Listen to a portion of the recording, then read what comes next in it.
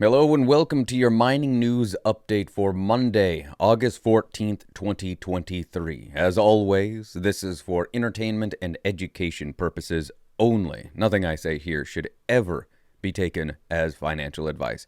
If you are interested in partnering with us as a sponsor, please reach out. Today we'll be looking at new 2 nanometer chips, CZ the Burger Man, bonds are junk, and Saylor's 3 reasons why corporate entities buying and holding Bitcoin and why custodian services as a whole should not be unilaterally frowned upon. But first, the numbers. In the top right-hand corner, we can see that the exchange rate for one shiny Bitcoin is $29,360. If you'd rather trade sats for dollars, you will get 3,406 sats per dollar. The current block time is still a bit under the target of 10. We're looking at 9 minutes and 49 seconds, which means the next difficulty adjustment will be an upward shift of almost exactly 2%, and we're still 1,400 blocks away from that, so it could change drastically in that time. And the fees for on-chain transactions are a reasonable low 7 sats per vbyte, both for priority and anytime. And to close things out, the average hash rate for the last 14 days has been 377.3 exahash. Now, before I get into this CZ Burgerman story, I gotta remind you to check out this QR code down here. Scan that so you can get your tickets to Mining Disrupt 2024, happening next year in Miami, Florida, June 24th through the 27th. And of course, like and subscribe, comment down below so you can stay up to date on all the latest in the Bitcoin mining news and energy space. Alright, this CZ story is interesting, and I'm not going to go through the whole thing, but the long and short of it is CZ, born in China, moved to Montreal, worked at a McDonald's, and then started Binance sometime later. The entire article closes out by saying, for years, Binance and other crypto companies have been trying to shape a new regulatory framework, and one that is favorable to them. They argue many existing rules don't apply. This lawsuit will help determine if they're right. In the grand scheme of things, I don't think this lawsuit matters one iota for Bitcoin.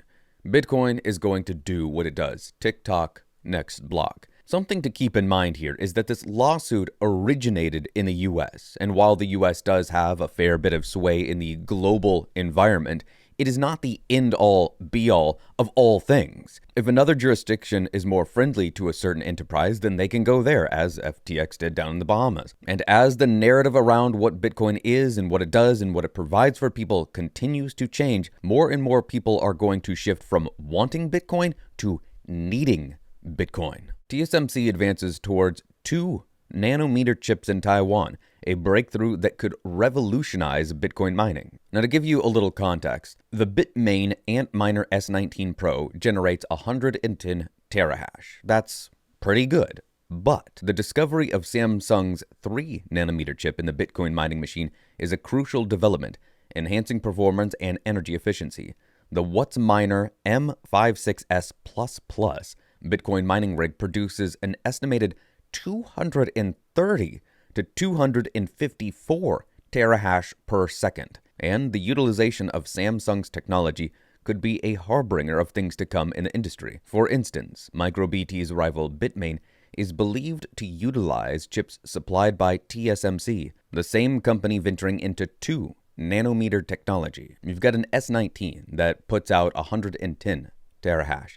You've got the WhatsMiner M56S++, what a name, putting out more than double that. I'm not sure what a 2 nanometer chip would do, but let's say it at least goes up to 300. That's almost a 3 times increase from an S19. I would not be surprised to see a total 14-day average double from what we're looking at now sometime in 2024 if these chips, if these new rigs get out into the wild and start being utilized. From the Financial Times, bonds are no longer the safe option. Only going to read the last 4 paragraphs here, but this last one, the final paragraph in the whole thing, is what makes me, a Bitcoiner, really shake my head. How, you might ask, can the dollar remain the world's preeminent reserve currency if it's backed by a hopelessly insolvent central bank?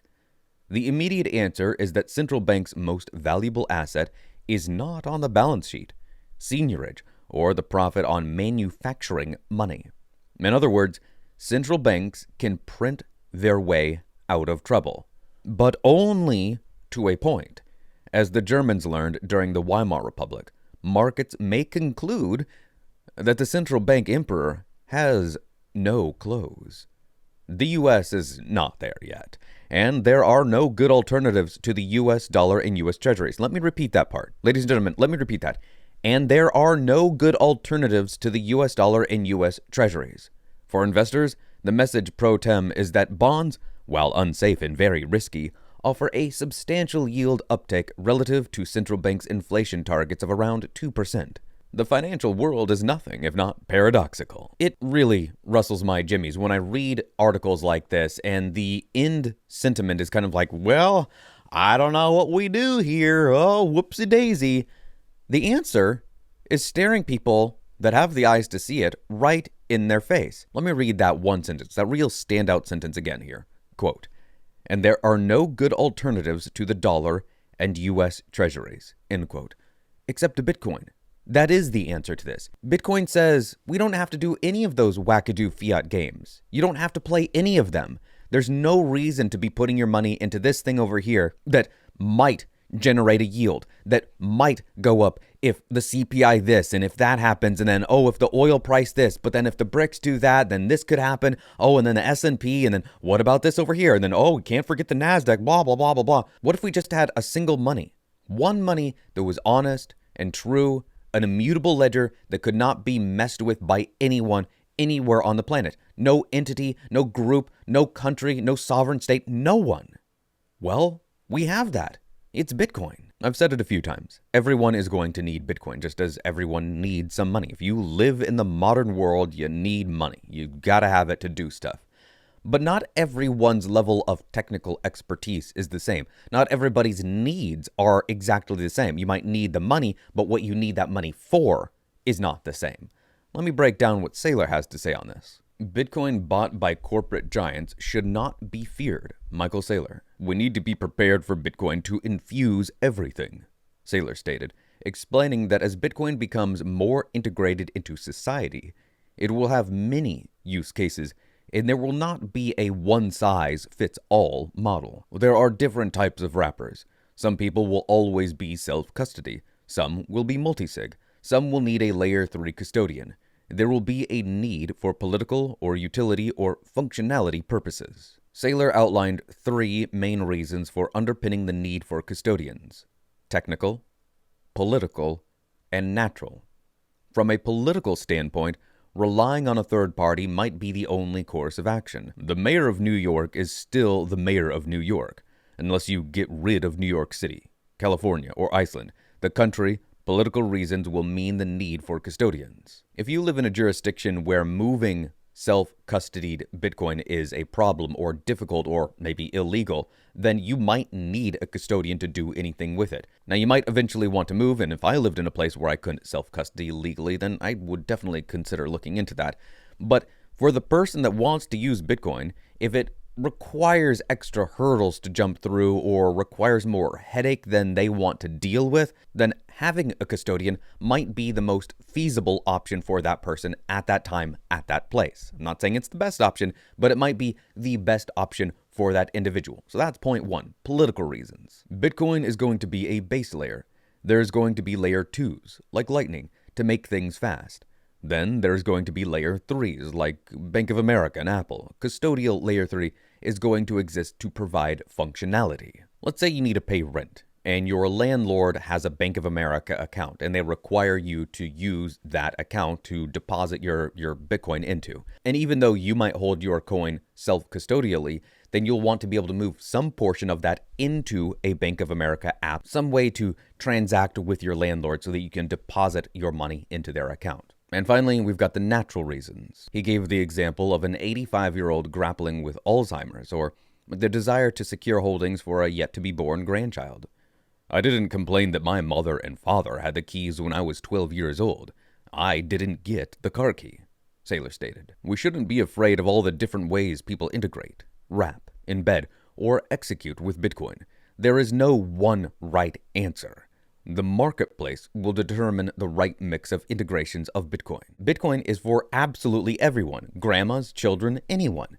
if you have a need to use money, and if you're a human on planet Earth and you have a need for money, then you're going to need Bitcoin. But what you use that for and the ways that you use it will be determined by who you are. Grandma probably isn't going to have a cold card and probably isn't going to have a multi-sig setup so that she can send you a few hundred sats for your birthday. She might be very tech savvy, and that's not the grandma we're talking about here. But for the grandma that isn't super tech savvy, the grandma that just likes to tap the buttons on her phone and go, why isn't the picture of my grandson popping up? I don't understand this.